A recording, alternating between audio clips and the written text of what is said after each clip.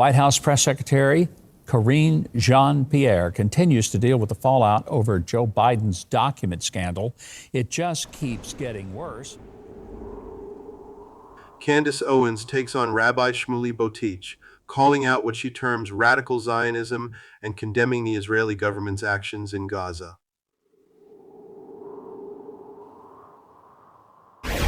So one person who could stand to gain a lot in a second Trump term is Elon Musk, the tech billionaire, right? SpaceX, Tesla X. He made a big bet on President-elect Trump, spending more than $118 million backing him. And hey, that bet may be paying off. President-elect Trump tapping Tesla CEO Elon Musk and Vivek Ramaswamy to lead a, quote, Department of Government Efficiency.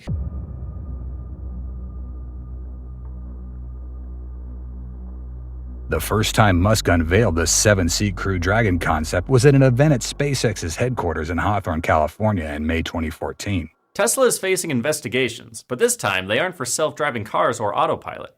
The newest investigations, reported by the Wall Street Journal, are being conducted by Manhattan federal prosecutors and the Securities and Exchange Commission and cover the company's mysterious Project 42.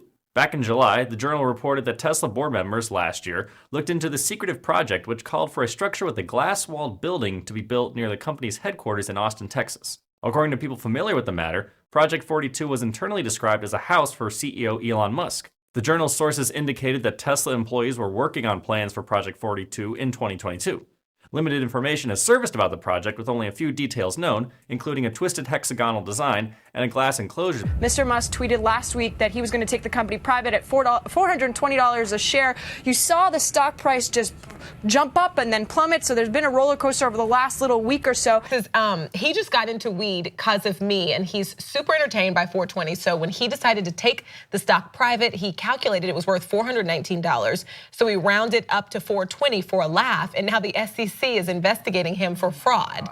Of course, that seems to be referring to a tweet that we all got from Elon Musk. This is verifiable that says, I am considering taking Tesla private at 420, funding secured. 42.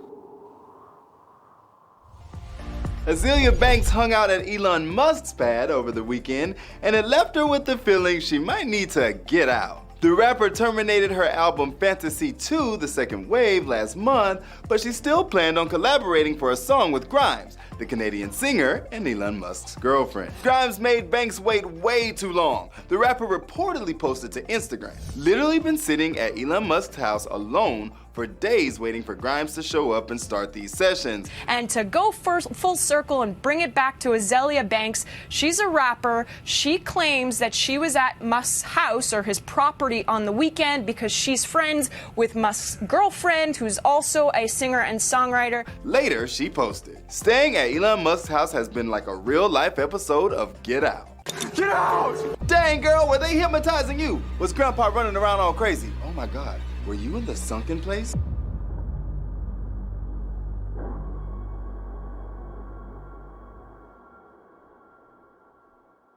This Azealia Banks and Elon Musk story is never ending. Seriously, because now Azealia Banks has shown us that she is indeed our screenshot queen. This was after Azealia Banks started dropping bombshell after bombshell, revealing that Elon's connection with Diddy is much deeper than we think. Yep, you heard that right. Then more sources stepped forward and revealed how Elon used to brag about his close friendship with Puff. According to Kate Conger in Ryan Mack's book Character Limit, Elon openly boasted about being good mates with Diddy. Azealia specifically hinted that Elon is somehow entangled with Diddy. Remember the post Elon made about Diddy? Well, Azealia fired back and left a comment saying, "B, you knew about it. Diddy is one of your investors and you was chillin' with Ghislaine Ho."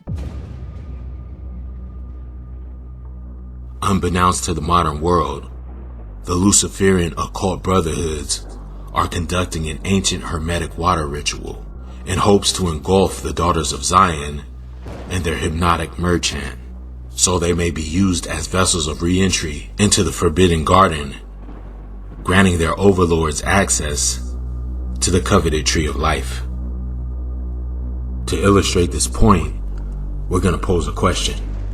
What do Karine Jean-Pierre, Azealia Banks, and Candace Owens all have in common with the figurehead of this ship's front bow. Candace Owens takes on Rabbi Shmuley Boteach, calling out what she terms radical Zionism and condemning the Israeli government's actions in Gaza. They all spiritually serve the same purpose. They are willing vessels used to spearhead the way through treacherous currents of the sea or currency. They are the first to confront Leviathan, the Kraken, or any creature from Jekyll Island that might want to hinder their master's voyage. In the spirit of maritime merchants who set sail from riverbanks, these figureheads represent willing sacrifices prepared to be devoured on behalf of the seamen aboard their vessel.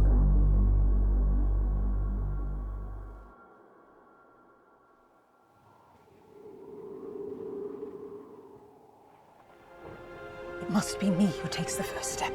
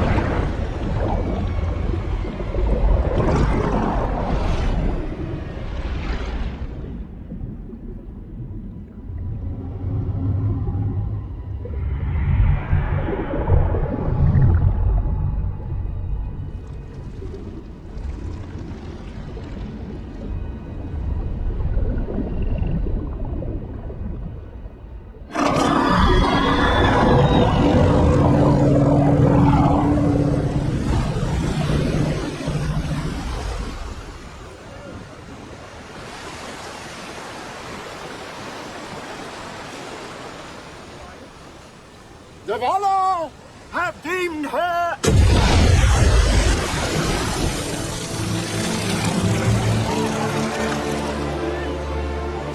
innocent.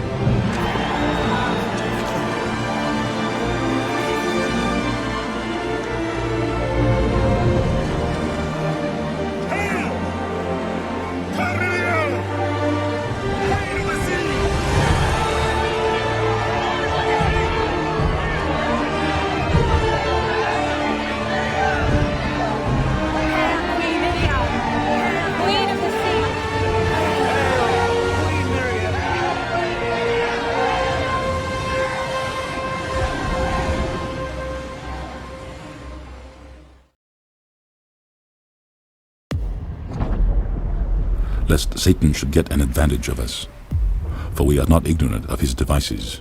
The enemy is seeing red and is now activating the pre-programming they secretly place in the subconscious minds of certain segments of society. This spiritual backdoor leaves the mind open and vulnerable not only to the power of suggestion, hypnosis, and trauma-based mind control, but susceptible to the insidious psychological phenomenon known as Stockholm Syndrome. Shattered paradise. And behold, a great red dragon. And the first came out red, and they called his name Esau. I trusted you. Red. Red alert! Despite the red flags, I believed in you. I looked past the warning signs. You said everything would be fine. So I ignored the red flags like I'm colorblind to red. Not being able to see these flags will leave me dead. I believed every word you said. So I'm colorblind. Colorblind to red. So I'm colorblind to red. Those flags will have me dead. Believed every word you said. So I'm colorblind, colorblind to red.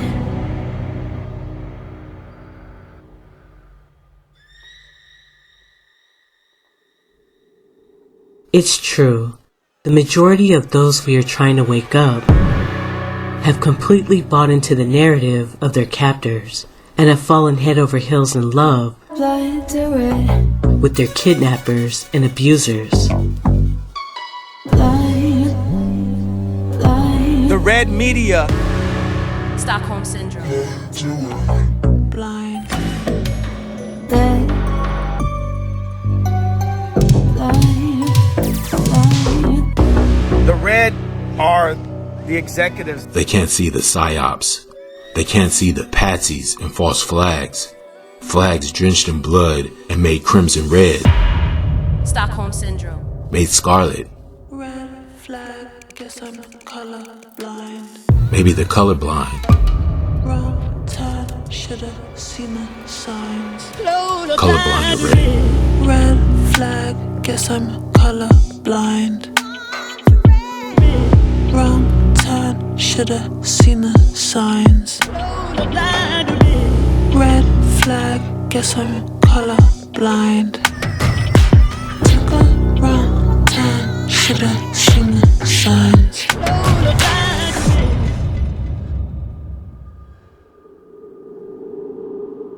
Someone was watching me. I could feel their eyes. And the serpent cast out of his mouth water as a flood after the woman, that he might cause her to be carried away of the flood.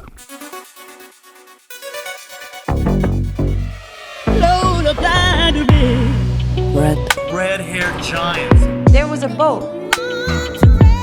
The red wave that swept America last night, Donald Trump's resounding victory. Colorblind to red. You gotta know the truth, because the truth will set you free. I could hear screams.